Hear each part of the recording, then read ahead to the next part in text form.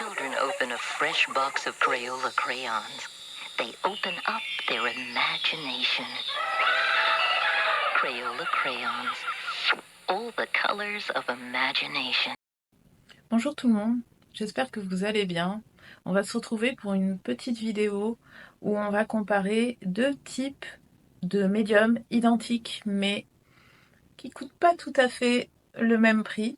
C'est une vidéo que je tenais à vous faire il y a déjà un petit moment. Je ne savais pas encore comment l'organiser et puis le hasard de la situation et de mes achats en magasin fait que voilà, j'avais une solution toute trouvée. Donc on se retrouve tout de suite au-dessus de la table du bureau. Alors voilà mes chers amis, je vous pose la question à 1000 euros. Quelle est la différence entre ces deux pastels à la cire? Alors en fait, il y a plusieurs différences. On va les voir ensemble, bien évidemment. Mais sinon, dans les deux cas, on parle bien de pastels à la cire.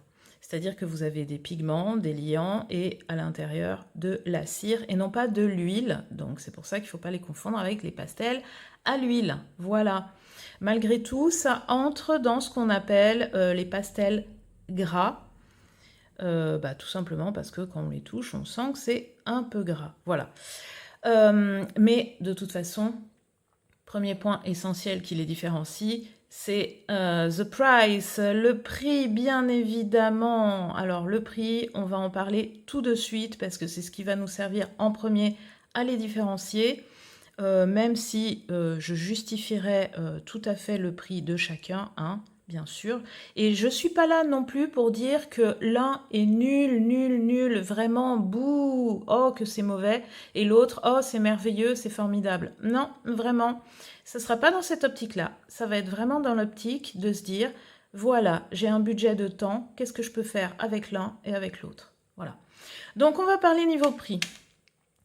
Au niveau des Crayola Crayons, on peut en trouver des vraiment, vraiment pas chers, entre 3 et 5 euros pour des boîtes de plusieurs lots de crayons. Et parfois, ça peut monter jusqu'à une dizaine d'euros. Donc ça dépend en fait où vous les achetez. Moi j'ai la boîte de 64, je trouve que c'est pas mal pour avoir plein de couleurs très sympas. Bien sûr, et ce depuis la fin des années 70, donc ce n'est pas du tout une nouveauté, on a toujours le taille-crayon qui est intégré, que moi j'ai utilisé pour m'amuser, mais que je n'utilise pas. Je vous montrerai ce que je préfère utiliser comme taille-crayon. Mais sinon, bon voilà, boîte assez emblématique, assez classique. Aussi, un peu le design du packaging qui a un peu changé. Celui-là commence déjà à dater un petit peu, hein, ça doit dater du début des années 2020, celui-ci. Donc, je ne sais pas s'ils n'ont pas à nouveau changé un petit peu le design du packaging.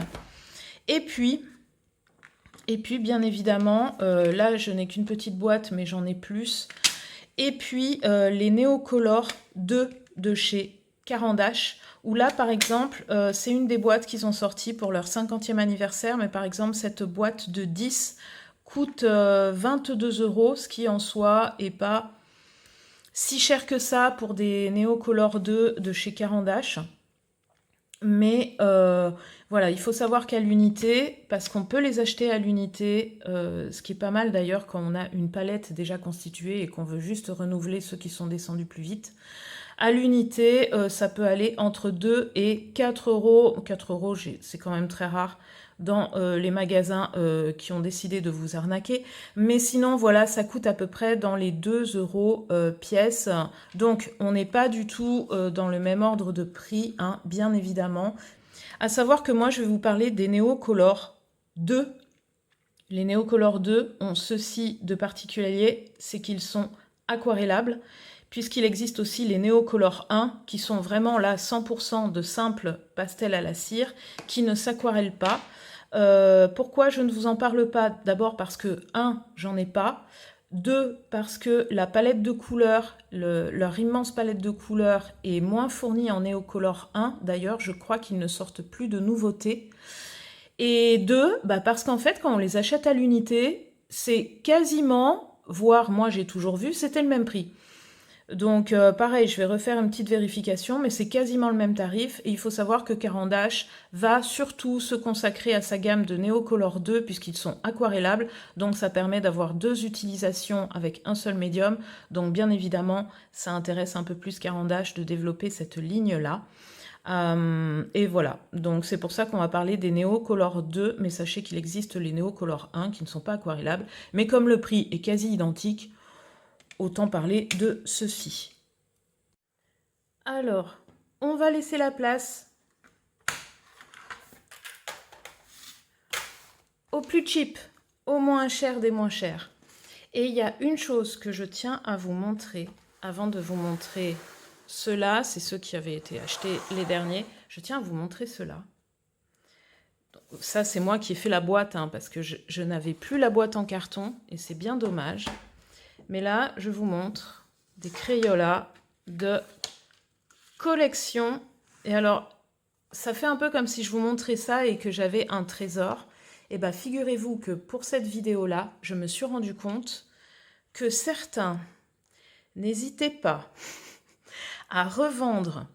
Je crois que c'est la même quantité. Il me semble que ça doit être dans les 60 aussi, à peu près. Donc, n'hésite pas à vendre 60 Crayolas des années 80 à plus de 160 €. Je vous mens pas. Je vous mets sûrement sur l'écran en ce moment un des nombreux exemples de vente de Crayolas dits vintage et leur prix. Alors, ça m'a quand même fait beaucoup rire. Moi, ceux-là, je les garde parce que j'ai un souvenir particulier. C'est mes parents qui me les avaient offerts. J'étais fan de dessin quand j'étais toute petite.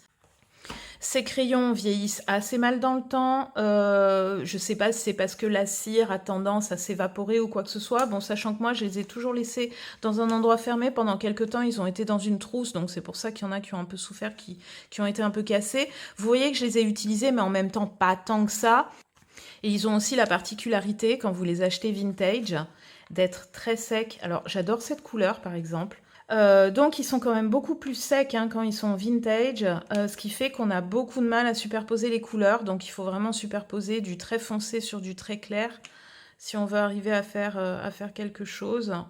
Et bon, ça va être extrêmement limité. Mais si c'est pour poser juste quelques couleurs, etc., bah, ils sont beaucoup plus transparents encore que les nouveaux. Mais voilà, ils sont très secs. Moi, vraiment, je les garde pour le plaisir, pour le souvenir. Mais je ne vais pas... Là, ce rose, il est tellement devenu sec qu'il est tellement transparent qu'on voit presque plus rien. Moi, je les garde plus pour le fun, pour le plaisir, que vraiment pour les utiliser. Ça, pour moi, c'est une Madeleine de Proust, en fait. Je me souviens quand ma maman me les a offerts. Donc voilà. Et là, vous allez me dire, mais que faire avec des Crayolas? Vraiment, c'est pour les enfants. D'ailleurs, vous avez vu la publicité. Alors, j'ai pas réussi à trouver de publicité française. J'ai réussi à trouver que des publicités américaines. C'est vrai qu'il n'y avait pas tellement de publicités pour des choses un peu artistiques en France dans les années 80-90. Il y avait plus pour des jouets, de la pâte à modeler, des choses comme ça. Mais à chaque fois, on vous montre, c'est des enfants qui les utilisent, voilà, essentiellement. Eh ben non, eh ben écoutez, on peut faire des choses très sympas avec le Crayola. Alors, je vais vous montrer. J'en ai pas fait énormément parce que ça met quand même un peu de copeaux quand on les utilise, donc ça peut salir. Mais voilà, par exemple, un exemple d'illustration. On peut quand même faire des choses précises. On peut, alors c'est pas celui-là, hein, c'est celui-là. On peut utiliser le système du grattage. Donc avec une pointe, on peut gratter pour faire des traces, notamment là, des effets de poils. On peut superposer un peu de peinture. Là, il y a un peu du Posca blanc pour faire ressortir les clés, puisque c'est un fabricant de clés que j'ai voulu faire. Voilà. Vous remarquerez quand même que la tête du loup, j'ai pu quand même faire des choses précises avec. Donc, on peut tout à fait faire des illustrations sympa, mignonne comme tout, avec de la texture. À partir du moment où on connaît bien son médium, une autre illustration faite avec, c'est celle-ci. Je la laisse telle qu'elle, elle n'est pas tout à fait finie, elle mériterait d'être un petit peu plus travaillée. Je l'ai pas mal salie parce que mon carnet est allé se promener un petit peu à droite à gauche, mais c'est pas grave. Et voilà, et donc on a des couleurs très très très lumineuses qui plairont à certaines personnes qui vont regarder cette vidéo et que je connais, qui adorent les couleurs très lumineuses comme ça. Ce sont des couleurs aussi très transparentes. On a un grain, j'ai clairement un grain. Alors, on a un grain qui ressort, bien sûr, plus si le papier a un grain fort. Là, je suis sur un grain fin. Avec un papier qui a absence de grain, vous aurez bien sûr moins de grains visibles, mais il faut savoir que les Crayolas risquent de ne pas accrocher sur le papier 100% lisse, ou en tout cas de moins bien accrocher, parce que même s'ils sont un peu gras, ils sont quand même un peu plus secs que ceux dont on parlera juste après, c'est-à-dire que les néocolores de Caran-d'Ache. Donc, voilà. Dans l'idéal, je pense qu'il faut un grain fin. Vous voyez, avec un grain fin, on a une texture qui, du coup, est pas mal, mais permet quand même de voir les détails quand on fait des détails. Si vraiment vous avez un papier avec un grain énorme, je pense par exemple, comme là, on est sur un matériel cheap, vraiment pas cher. Si vous avez vraiment pas beaucoup de sous, vous risquez, par exemple, d'acheter du papier chez... comment il s'appelle? Chez Action.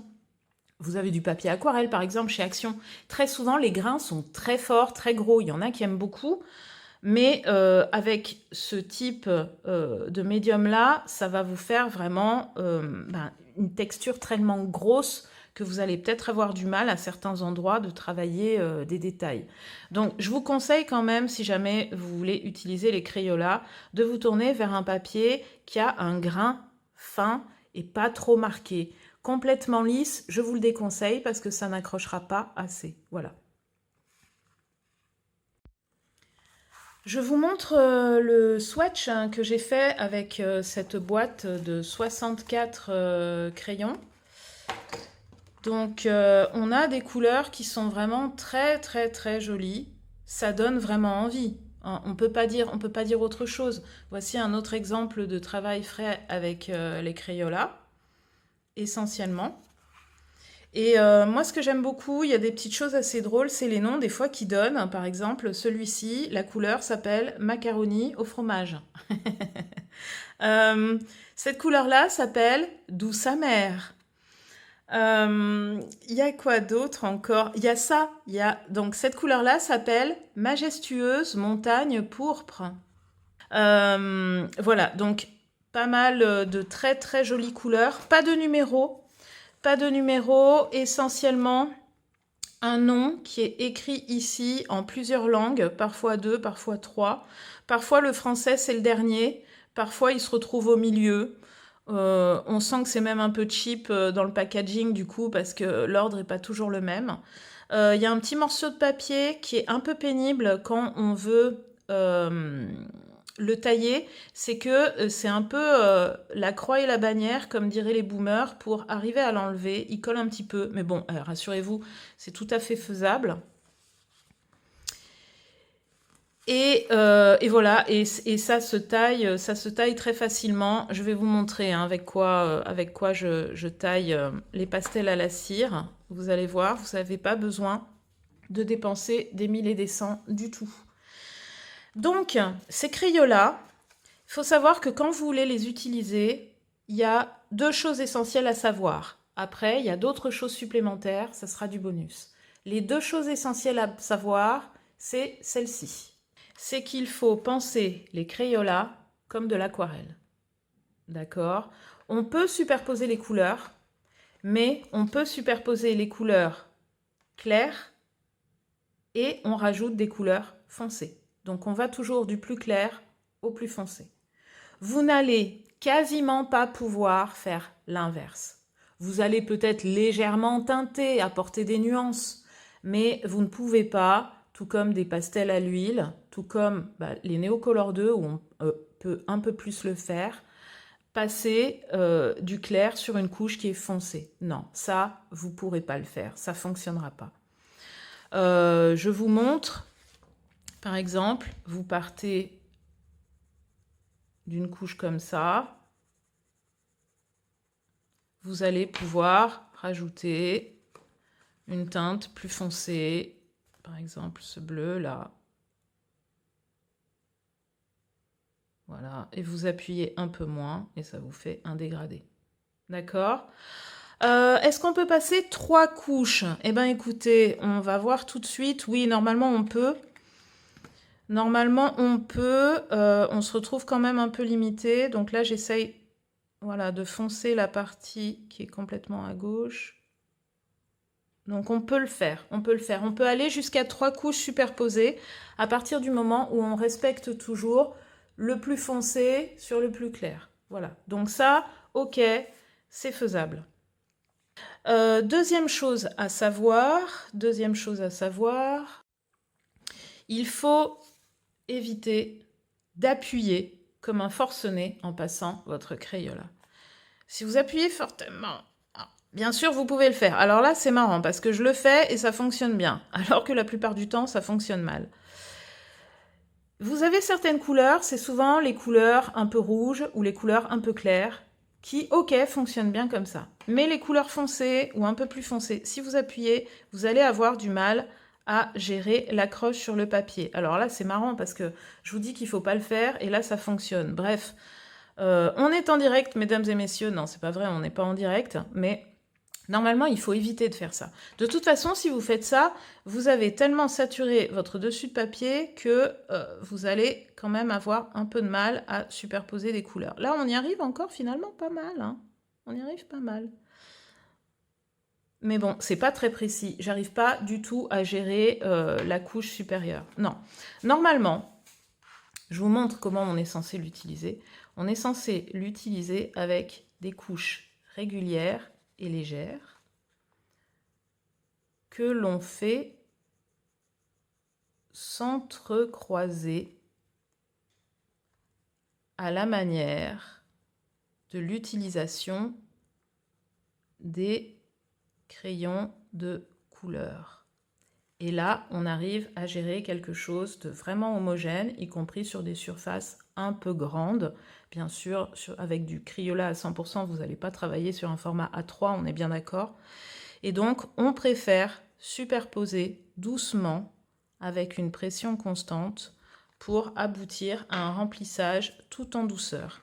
Ce qui permet du coup de ne pas trop saturer son papier et de pouvoir revenir avec une couleur par-dessus si on en a envie. Et de la même manière, si on veut intensifier sa couleur par-dessus, on revient plusieurs fois et on n'hésite pas à croiser par-dessus. Et là, on a quelque chose que l'on peut arriver à maîtriser beaucoup plus que si on part directement en mode gros bourrin. Autre chose à connaître avec les Crayola crayons, c'est qu'on peut les smudger. Alors, c'est-à-dire qu'on peut les estomper, voire même les diluer. Oui, oui, on peut tout à fait estomper nos Crayola de deux manières différentes. Alors on peut le faire au doigt, bien sûr on peut le faire au doigt, mais l'impact est quand même assez limité, moi je trouve. L'estompe au doigt, c'est quand même un peu complexe, mais bon, on peut en se nettoyant bien les doigts à chaque fois qu'on change de couleur pour éviter d'abîmer. On peut aussi estomper avec une estompe. Alors celle-ci est un peu sèche, je l'utilise quand même pas mal pour mes néocolores, etc. Mais elle est un petit peu sèche, mais on peut estomper aussi, donc faire en sorte d'homogénéiser notre surface avec une estompe de ce type-là. Donc c'est la marque Conté la plupart du temps, hein, les estompes. Donc on peut comme ça venir appuyer et estomper un peu sa couleur. Voilà, en appuyant un petit peu. Alors elle était sale, hein, elle avait du rouge, donc du coup j'ai un peu sali le dessin d'étoile que j'avais, mais voilà. Donc ça, c'est un moyen. Ça vous permet de bien fixer les pigments dans les fibres de la feuille aussi. Ça, c'est une assez bonne chose. Deuxième moyen de estomper, diluer, c'est le feutre à alcool transparent, donc qu'on appelle le blender. Là, j'ai un Pro Marker, mais il y a d'autres marques. Donc, ce sont des feutres à alcool. Hein, on sent, ça sent l'alcool. Celui-ci a vécu, hein, il est bien fatigué. Et les feutres à alcool vous diluent. Alors, je l'ai fait sur celle-ci. Vous permet de diluer légèrement votre passage de Crayola et d'avoir un rendu, on va dire, moins texturé. Hein. Voilà, donc là, le Crayola, il est seul, donc vous voyez bien la texture du papier. Là, c'est le Crayola plus le feutre à alcool. Vous voyez que le rendu est plus homogène. Ça fait presque un peu pâteux, comme si c'était une gouache légère. Je ne suis pas fan d'utiliser cette méthode de dilution du Crayola.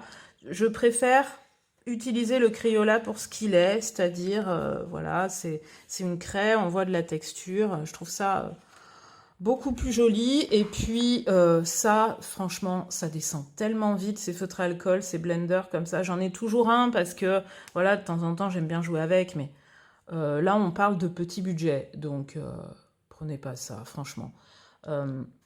Gérez le Crayola pour ce qu'il est, hein, une craie grasse qui se superpose avec des effets de texture, c'est très joli. Donc voilà, le Crayola, c'est quelque chose qui est très sympathique, qui tient aussi très bien sur des fonds aquarellés. Donc si vous voulez d'abord faire un fond à l'aquarelle, vous laissez bien sécher, bien sûr, et ensuite vous pouvez venir rajouter du Crayola crayons et faire votre dessin dessus. Pour les méthodes du scratch-scratch, c'est simple en fait, vous mettez vos couleurs, donc une couleur claire, une couleur plus foncée, et ensuite avec un cutter ou une pointe en métal ou un cure-dent, tout simplement un cure-dent en bois, vous pouvez venir gratter et ça fera ressortir la couleur du dessous. Je vais voir si je peux éventuellement vous le montrer ici. On va faire une première couche.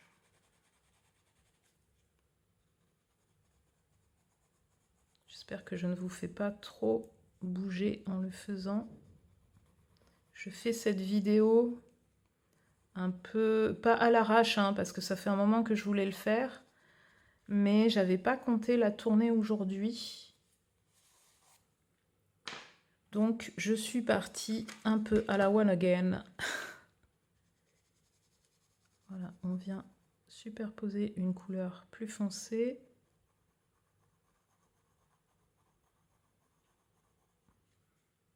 Dessus.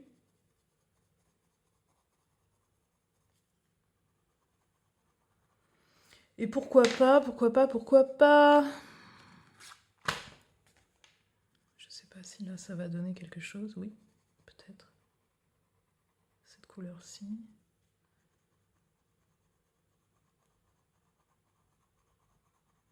J'espère que ça va pas salir mon dessin à côté. J'ai pas du tout réfléchi en faisant ça.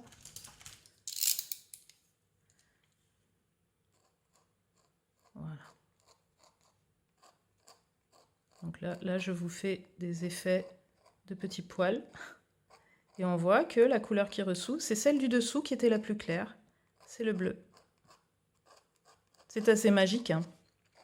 Donc on peut comme ça même venir faire des dessins. On peut vraiment jouer avec un effet de graphisme, etc. C'est sympa. C'est sympa. Alors, vous m'avez vu faire ça. Il faut savoir que le Crayola est assez sale. Alors, il l'était encore plus par le passé, hein, clairement. Les anciens, les vintage, ceux sortis dans les années 80-90, ils faisaient 20 000 fois plus de copeaux que ceux de maintenant. Mais malgré tout, ça fait quand même des copeaux quand vous travaillez. Donc, il faut régulièrement nettoyer son espace de travail. Voilà, hop, Bibi, elle met tout par terre. Comme ça, elle va bien l'écraser avec les pieds. Ça va être super pour le carrelage. Mais voilà, ça a tendance à faire des copeaux. Ce qui fait que je vous encourage, si vous faites un travail même dans votre carnet, de mettre ces petites feuilles comme ça, ces petites feuilles calques ou peu importe, hein, même une feuille de machine à écrire, hein, coupée à la bonne taille pour éviter que ça vous fasse des petits copeaux de cire un peu sales collés sur vos autres dessins, ou même si vous mettez 2 dessins à la cire, bah, ça évite qu'ils se salissent les uns les autres, quoi. Voilà. Et puis j'en viens pour faire des choses précises. Donc, voilà ce que j'utilise. C'est un taille-crayon que je consacre essentiellement pour tailler tous mes pastels à la cire. C'est un taille-crayon de la marque Maped, il me semble, celui-ci. Alors, il a 2 tailles. La plus fine, qui correspond normalement au crayon de papier, classique, de type, voilà, comme ça, hein, ou crayon de couleur. Donc, moi, je l'ai bouché parce que j'ai carrément enlevé la lame. Je ne l'utilise pas pour eux, non. Donc, celle-là, je n'utilise pas. Moi, j'utilise le format le plus gros. On le taille gently. Voilà, ok. Bon, alors, comme il s'est un peu cassé la première fois, du coup, c'était un peu moyen. Mais du coup, voilà, on peut vraiment aboutir à des choses très fines et très, très précises. Voilà. Donc, j'espère que cette première partie concernant les Crayolas vous a plu, ça vous a intéressé et surtout que ça vous a donné l'envie, pourquoi pas, si jamais vous voulez faire du pastel à la cire, que vous n'avez pas d'argent, l'envie malgré tout de vous faire plaisir et de tester un nouveau médium. Donc n'hésitez pas, on peut faire des choses très jolies, le tout est de ne pas y aller comme un gros bourrin. Et vous pouvez vraiment vous faire plaisir avec. On va quand même aborder le point, est-ce que c'est un matériel professionnel ? Oui et non, c'est-à-dire que si vous voulez vendre un original, vous allez quand même avoir du mal à vendre un original fait au Crayola. Pourquoi ? Parce que je ne peux pas vous assurer de sa durabilité dans le temps. Ça reste fragile, l'accroche sur le papier est quand même pas mal, hein. Comme je vous ai dit, les nouvelles versions de Crayola sont de mieux en mieux, hein, vraiment.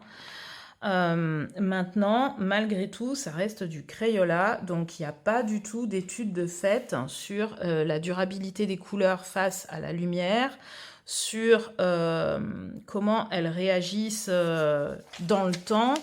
On a vu que les Crayola vintage qui datent des années 80 perdent peu à peu leur huile et deviennent un peu friables ou très secs. Est-ce que ça fait pas la même chose sur les dessins ? Ça, on n'en sait rien, on n'a pas le recul nécessaire et il n'y a pas d'études professionnelles qui ont été faites dessus. Par contre, là où ça peut être utilisé professionnellement parlant, c'est que, par exemple, si moi, je veux vendre des produits dérivés de cette illustration faite 100% Crayola, il suffit que je le fasse dans un carnet. Pourquoi ? Parce que c'est quand même mieux, hein, c'est protégé. Hein, dans un carnet, carrément, c'est protégé.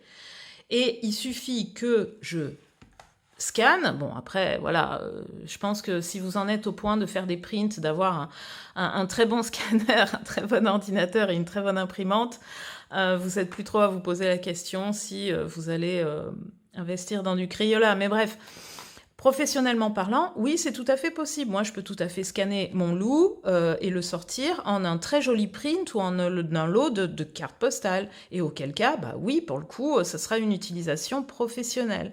Tout à fait. Est-ce que vous êtes illustrateur de bande dessinée, vous avez le projet un peu fou de faire toute une BD dessinée qu'avec des Crayolas ? C'est tout à fait possible.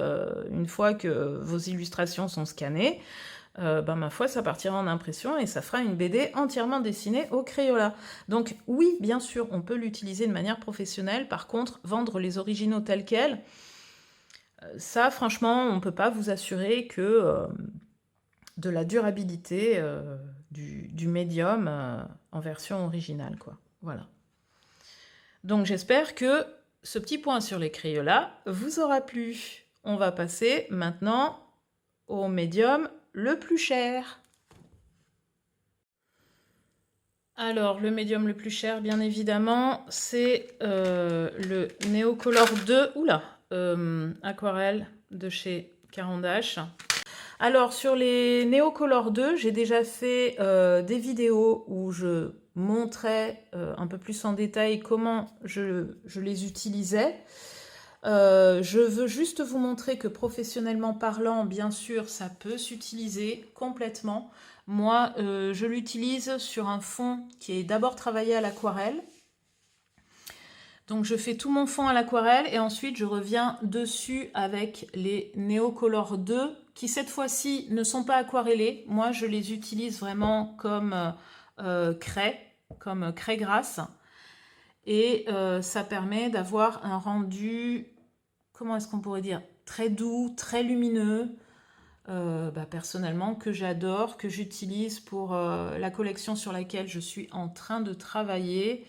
Celui que je suis en train de vous montrer, il est hors collection, mais de toute façon, il sera quand même ajouté à cette collection-là, puisque c'est Aquarelle et Neocolor 2, donc c'est la manière dont je travaille. Mais donc là, je suis en train de me lancer dans une collection sur l'illustration de contes et de folklore du monde entier, c'est un peu selon ce que j'ai envie de faire. Et ça permet voilà, d'avoir quelque chose de très très doux et de très lumineux. Et ça évite d'avoir ces délimitations en bordure de personnages et d'éléments un peu trop nettes, comme on peut l'avoir à l'aquarelle. Là, on a une impression de douceur, comme s'il y avait un halo lumineux sur nos personnages. Autre exemple. Voilà, par exemple, sur cette version du chaperon rouge, même chose, où ça m'a permis de travailler avec à la fois beaucoup de précision et en même temps beaucoup de liberté sur la fourrure du loup, que j'ai voulu vert, oui, parce que le chaperon est rouge, donc le vert étant la couleur complémentaire du rouge, voilà. Ça m'a permis aussi de travailler un peu cet effet lumineux, alors je sais pas si ça passe très bien à la caméra des fleurs blanches, mais voilà, donc ça peut tout à fait s'utiliser de manière professionnelle. Ce sont des couleurs qui vont tenir dans le temps. Caran d'Ache a des pigments qui sont d'excellente qualité. Bien évidemment, ce sont des réalisations qu'on va éviter de mettre en pleine chaleur, puisque tout comme le pastel à l'huile, le pastel à la cire est un pastel gras qui peut réagir avec la chaleur intense. Et dans tous les cas, quand on travaille en pro, qu'on veut vendre des originaux, je vous conseille tout de même d'utiliser par-dessus un fixatif.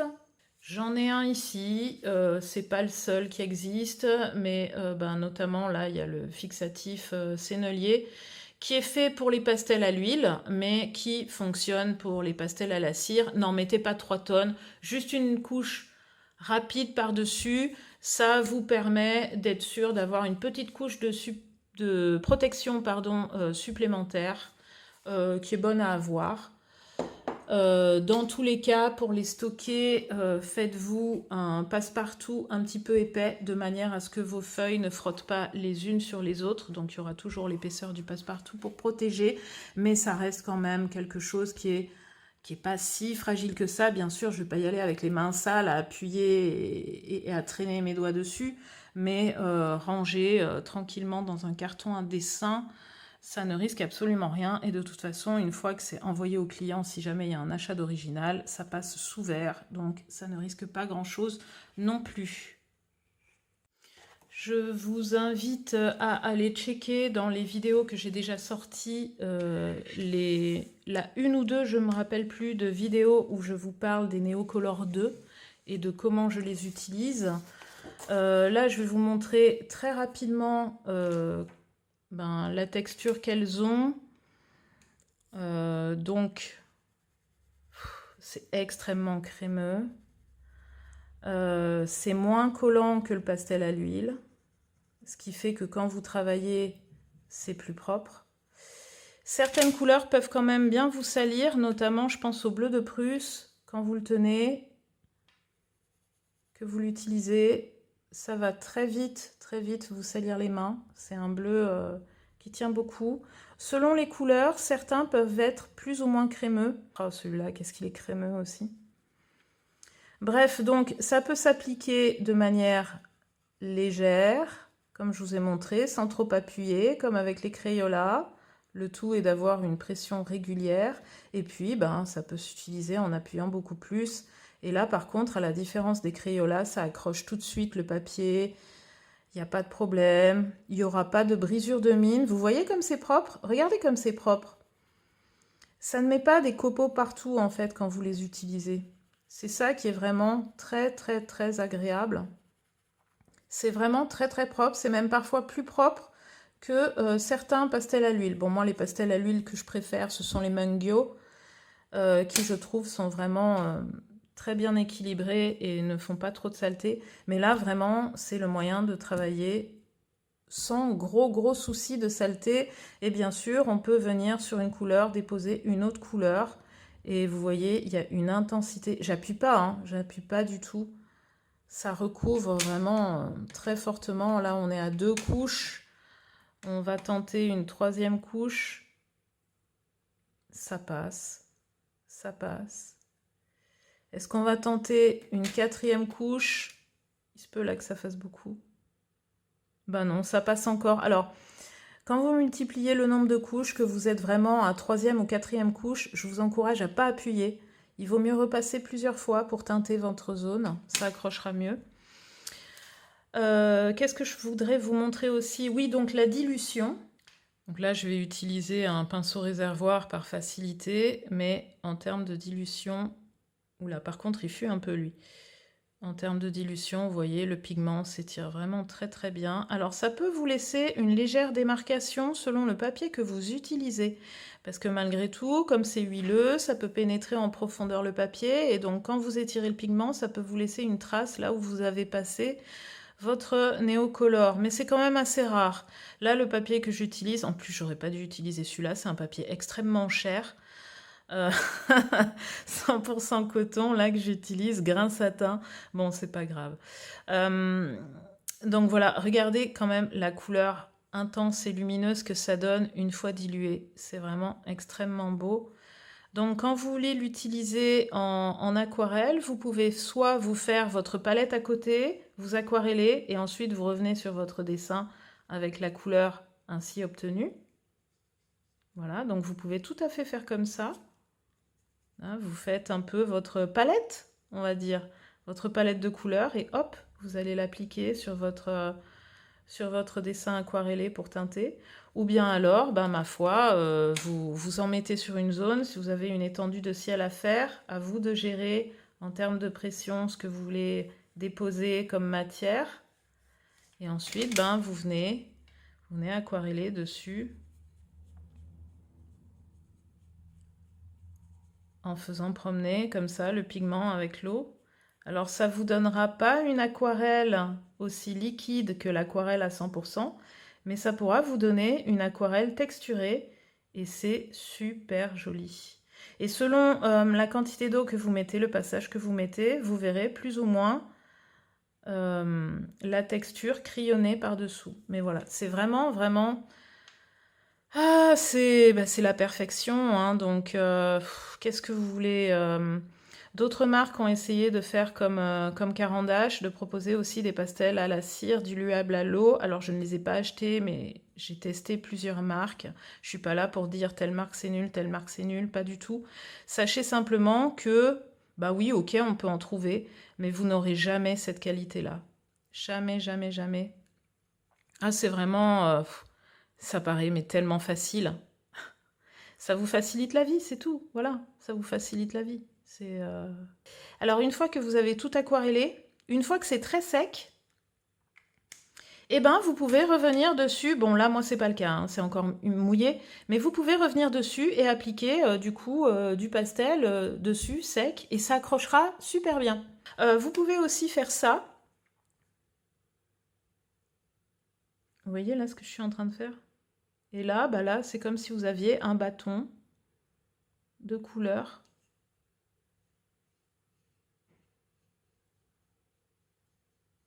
Et vous pouvez peindre avec. Voilà. Quand vous voulez faire des choses plus fines, bon alors je dis ça, mais j'ai pris moi un pinceau réservoir qui est assez énorme. Mais voilà, si vous voulez faire des choses plus fines avec, vous pouvez. Si vous voulez faire des éclats.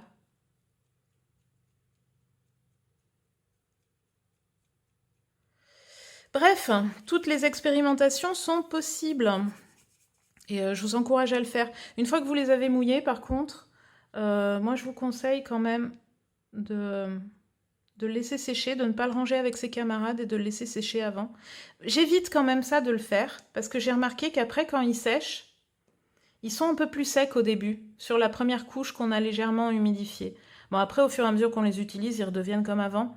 Mais je suis pas une grande fan, en fait, de les mouiller tels quels. Mais voilà.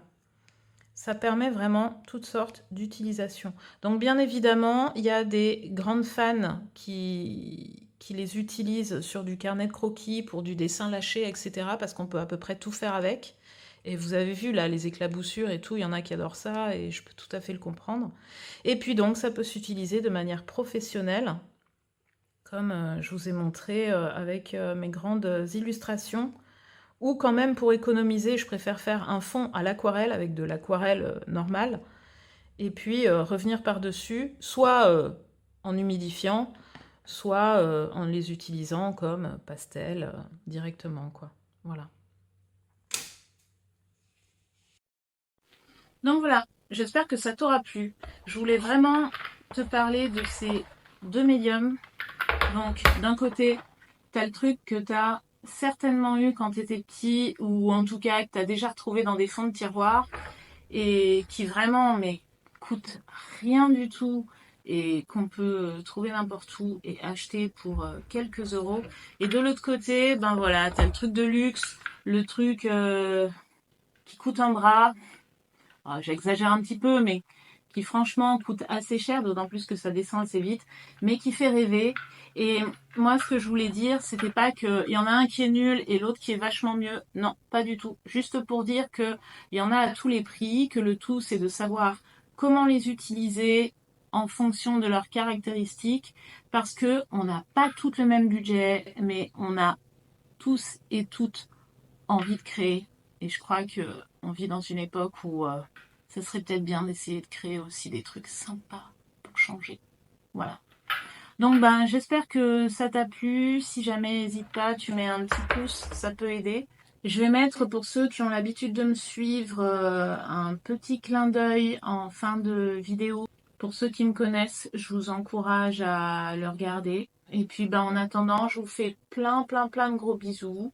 Et je vous dis à plus et surtout, ben, restez bien créatifs. Et si vous voulez en savoir plus sur moi, c'est en description.